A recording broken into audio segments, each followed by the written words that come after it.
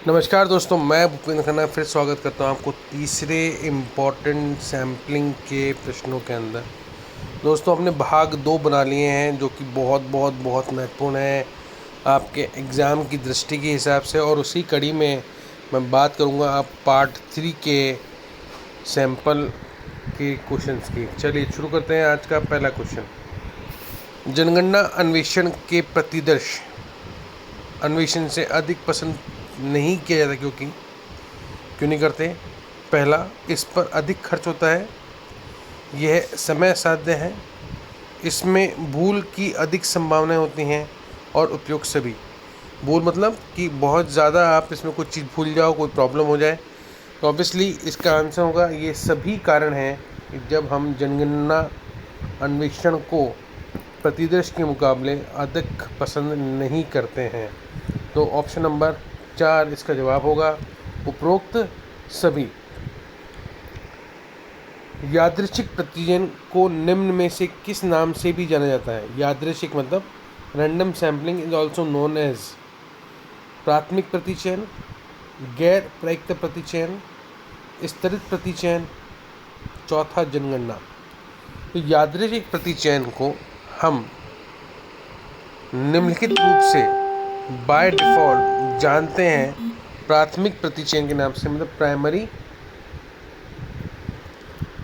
Sampling के नाम से। ध्यान रखना, जो यादृच्छिक प्रतिचयन है उसको हम प्राइमरी सैम्पलिंग भी बोलते हैं।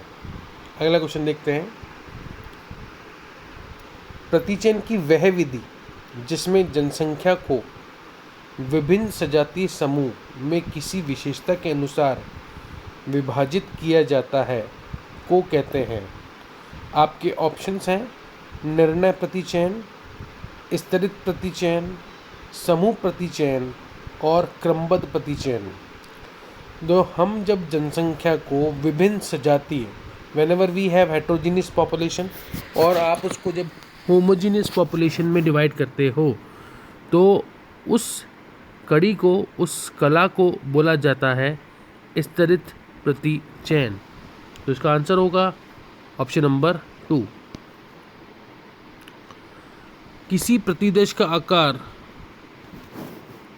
निर्भर करता है, पहला, यूनिवर्स के आकार पर यानी पॉपुलेशन के आकार पर, उपलब्ध साधनों के आधार पर, सटीकता के अंश के आधार पर, या उपरोक्त सभी कर। आप जो सैंपल है उसका साइज़ किस पर डिपेंड करता है?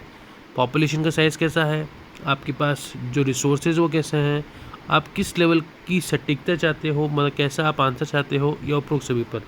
दोस्तों, इसका आंसर होगा उपरोक्त सभी पर। इन सभी पर प्रतिदेश का आकार निर्भर करता है। कोटि प्रतिचयन है एक, कोटा प्रतिचयन है एक, यादृच्छिक, गैर यादृच्छिक, यादृच्छिक एवं गैर यादृच्छिक दोनों, और उपरोक्त में से कोई नहीं। तो जब भी हम कोटा की बात करते हैं, ये गैर यादृच्छिक प्रतिचयन है, यानी नॉन रैंडम सैम्पलिंग का ये एग्जाम्पल है, और ये नॉन प्रोबेबिलिटी सैम्पलिंग भी होता है। Is it clear? I hope कि ये जो क्वेश्चन मैं आपको बता रहा हूँ बहुत बहुत बहुत महत्वपूर्ण है एग्ज़ाम की दृष्टि से, एग्ज़ाम के पॉइंट ऑफ व्यू से, और मैं चाहता हूँ कि आप इन क्वेश्चनों को बहुत ध्यान से, तरीके से समझते हुए करने की कोशिश करें। जब किसी प्रतिचयन में जनसंख्या की प्रत्येक इकाई के चुने जाने की संभावना समान रूप से होने की हो तो वह कहलाएगी। आपके ऑप्शंस हैं गैर यादृच्छिक प्रतिचयन, समान प्रायिकता चुनाव विधि, सह उद्देश्य प्रतिचयन, या कोटा प्रतिचयन।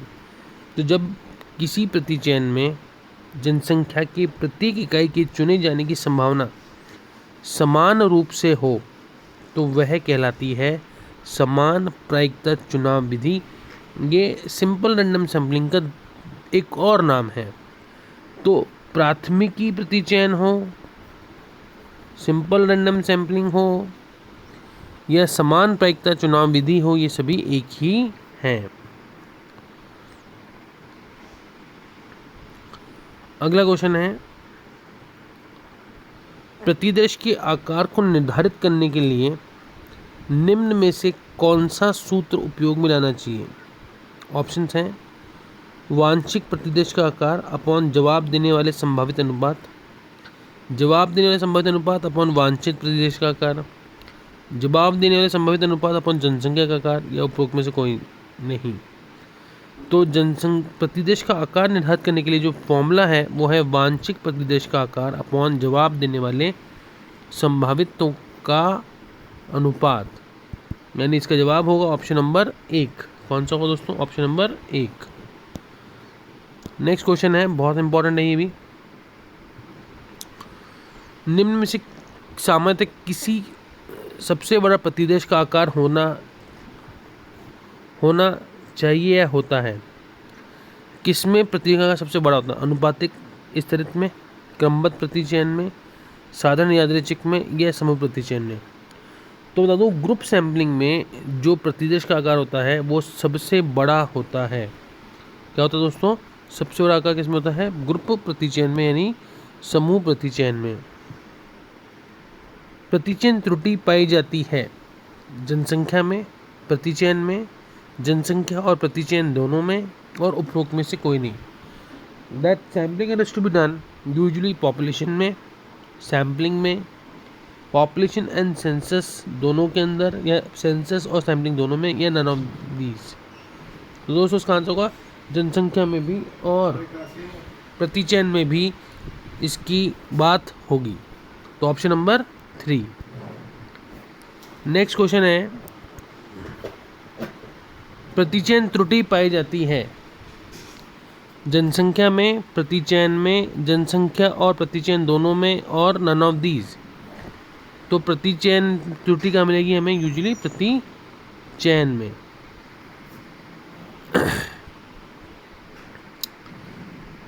यह शोधार्थी कुल जनसंख्या में से 100 की प्रायिकता प्रतिदर्श चुनता है। यह है समूह प्रतिदर्श, यादृच्छिक प्रतिदर्श, क्रमबद्ध प्रतिदर्श और स्तरित प्रतिदर्श।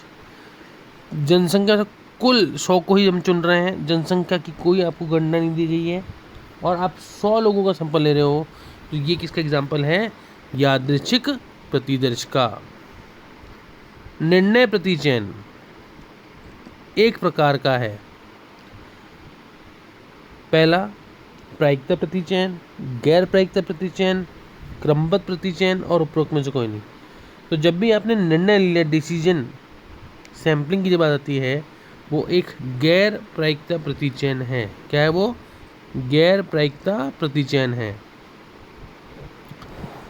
प्रतिदर्श का आकार बढ़ने पर प्रतिचयन की त्रुटि अक्सर घटती है, बढ़ती है, कोई प्रभाव नहीं, और उपरोक्त में से कोई नहीं। तो दोस्तों मैं बता भी चुका हूँ, प्रतिदर्श का जैसे जैसे आकार बढ़ता है तो सैम्पलिंग एरर क्या हो जाता है? कम हो जाता है, और नॉन सैम्पलिंग एरर बढ़ जाता है। उसका आंसर क्या होगा? घटती है। गैर प्रतिचयन त्रुटि निम्न में से किसमें पाई जाती है? प्रतिदर्श सर्वे में, जनगणना में, प्रतिदर्श सर्वे और जनगणना दोनों में, और उपरोक्त में से कोई नहीं। तो गैर प्रतिचयन त्रुटि, देखो सैम्पलिंग एरर तो हमेशा सैम्पलिंग के अंदर होगा, पर नॉन सैम्पलिंग एरर हमेशा कहाँ होगा? बाय डिफ़ॉल्ट दोनों के अंदर होगा। मतलब कि प्रतिदर्श और जनगणना दोनों के अंदर ऐसा होगा, यानी ऑप्शन नंबर 3। एक प्रतिदर्श की परिशुद्धता प्रतिदर्श के आकार के वर्गमूल के बढ़त में बराबर बढ़ती है। प्रतिदर्श के आकार में प्रतिशत बढ़ती है, अनुपात में बढ़ती है, प्रति घटने पर घटती है। तो परिशुद्धता जो है वह आकार बढ़ने पर बढ़ती ही जाएगी, वर्गमूल के अनुसार ही बढ़ती जाएगी। यानी ऑप्शन नंबर कौन सा आएगा इसमें? 1। Option number 1।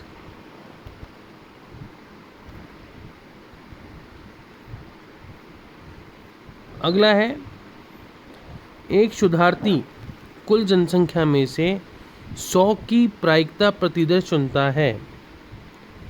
तो यह है समूह प्रतिदर्श, यादृच्छिक प्रतिदर्श, क्रमबद्ध प्रतिदर्श और स्तरित प्रतिदर्श। तो जब भी शोधार्थी कुल जनसंख्या साइज नहीं रखा, तो ये किसका एग्जाम्पल होगा? ये होगा यादृच्छिक प्रतिदर्श का एग्जाम्पल होगा। निर्णय प्रतिचयन एक प्रकार का है प्रायिकता प्रतिचयन, गैर प्रायिकता प्रतिचयन, क्रमबद्ध प्रतिचयन और इनमें से कोई नहीं। तो जब भी हम निर्णय की बात करेंगे, निर्णय प्रतिचयन that is all about the non probability sampling. प्रतिदर्श का आकार बढ़ने पर प्रतिचयन त्रुटि अक्सर घटती है, बढ़ती है, कोई प्रभाव नहीं, उपरोक्त में कोई नहीं, तो हमेशा क्या होगी? ये घटेगी। गैर प्रतिचयन त्रुटि कहाँ होगी? ये हमने बात की प्रतिदर्श सर्वे और जनगणना दोनों में। एक प्रतिदर्श की प्रतिशुद्धता प्रतिदर्श के वर्गमूल के बढ़त के बराबर बढ़ती है, बढ़त के साथ प्रत्यक्षता बढ़ती है, आकार के अनुपात में बढ़ती है या प्रतिदर्श के घटने पर घटती है। तो ये वर्गमूल के प्रतिदर्श के आकार के वर्गमूल के बढ़त के बराबर बढ़ती है। प्रतिचयन प्रायिकता के अंतर्गत हम प्रतिदर्श के बारे में जानकारी प्राप्त करते हैं, समष्टि के बारे में सूचना प्राप्त करते हैं, ना तो प्रतिदर्श ना ही समष्टि के बारे में जानकारी प्राप्त करते हैं, और ऑप्शन है दोनों के बारे में जानकारी प्राप्त करते हैं। तो प्रतिचयन प्रक्रिया का मतलब ही क्या है? हम समष्टि के बारे में मतलब कि पॉपुलेशन के बारे में पूरी जानकारी प्राप्त करने का प्रयास करते हैं कि पॉपुलेशन कैसा होगा और इसकी जो कैरेक्टरिस्टिक्स क्या होंगी और उसकी खासियत क्या होंगी। जब समष्टि अपरिमित हो मतलब इनफाइनाइट हो तो प्रयोग करना चाहिए। ऑप्शंस हैं केवल प्रतिचयन रीति का, केवल संगणना रीति का, या तो प्रतिचयन रीति या संगणना रीति, या इनमें से कोई नहीं। तो जब पॉपुलेशन इनफाइनाइट होती है तो हम इस्तेमाल करते हैं केवल प्रतिचयन रीति का, क्योंकि संगणना हम इस्तेमाल नहीं कर सकते और ये भी ऑप्शन गलत हो जाता है। प्रतिचयन में अभिनीति का स्रोत है प्रतिदर्श के दोषपूर्ण चयन, दोषपूर्ण सूचका संकलन, दोषपूर्ण विश्लेषण और निर्वचन, और ये सभी। तो गलतियां कहाँ से आती हैं? एरर कहाँ से? अभिनीति मतलब एरर। तो ये सब के सब क्या हैं? सैम्पलिंग एरर के स्रोत हैं, मतलब सोर्सेज ऑफ सैम्पलिंग एरर।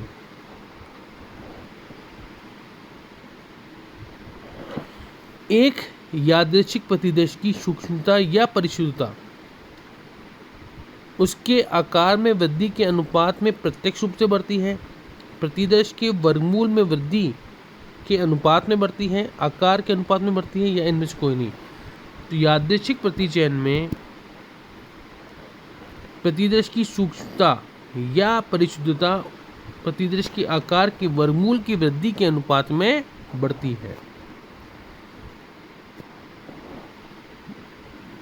एक बड़े विजातीय अभिलक्षण वाले समष्टि के अध्ययन के लिए उपयुक्त प्रतिचयन विधि को नामांकित कीजिए। आपके पास एक लार्ज साइल हेट्रोजीनियस पॉपुलेशन है, उसके लिए सबसे बेस्ट कौन सी प्रतिचयन विधि होगी, यह आपको बताना है।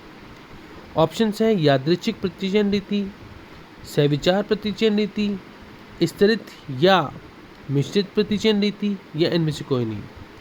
Random sampling, decision based sampling, स्तरित और मिश्रित, क्लस्टर एंड दी मिक्स, और इनमें से कोई नहीं।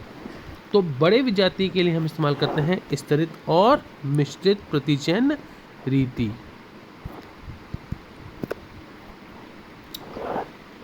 प्रतिदर्श का अनुकूलतम आकार निर्भर करता है विश्वसनीयता पर, परिशुद्धता पर, निष्पक्षता पर और इन सभी गुणों पर।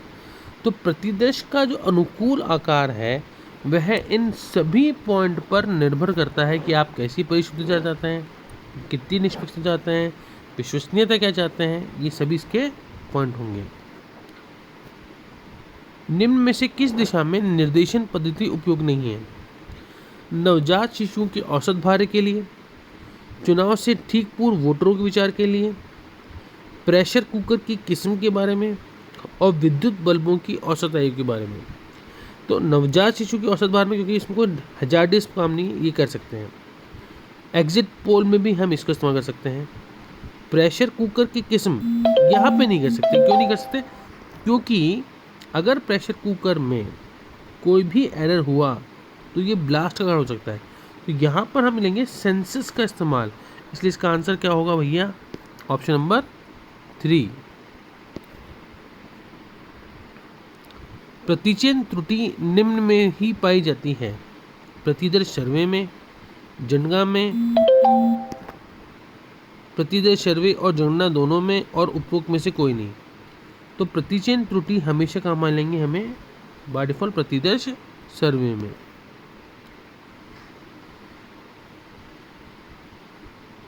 जब किसी प्रतिचयन में जनसंख्या की प्रत्येक इकाई की चुने जाने की संभावना समान रूप से हो तो इसको हम क्या बोलते हैं? समान प्रतिचयन चुनाव विधि हम इसको बोलते हैं, और सिंपल रैंडम सैंपलिंग भी बोलते हैं। निम्न में से कौन सी प्रायिकता प्रतिचयन की प्रणाली नहीं है? सरल यादृच्छिक यानी simple random sampling, cluster sampling, गुच्छ सैंपलिंग, और दी सह उद्देश्य। तो सह उद्देश्य जो है वहाँ पे वो नॉन रैंडम सैंपलिंग है। आई होप कि जो मैं आपको समझने की कोशिश कर रहा हूँ आपको समझ में आ रहा होगा। तो इस प्रकार ये भाग 3 को भी हम समाप्त करेंगे।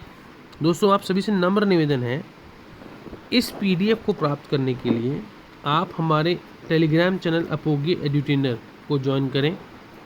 वहाँ पर आपको ये PDF मिल जाएंगी। और साथ ही साथ आप सभी से नम्र निवेदन है कि चैनल को ज़्यादा से शेयर और सपोर्ट करने के लिए इन वीडियोस को शेयर भी करें और आगे अधिकतम लोगों तक पहुंचाने की कृपा करें। तो इसी के साथ इस कहानी को हम करेंगे यहीं समाप्त। Thank you so much. लगातार बने रहें हमारे साथ और हमारे वीडियोस को शेयर करते रहें। धन्यवाद।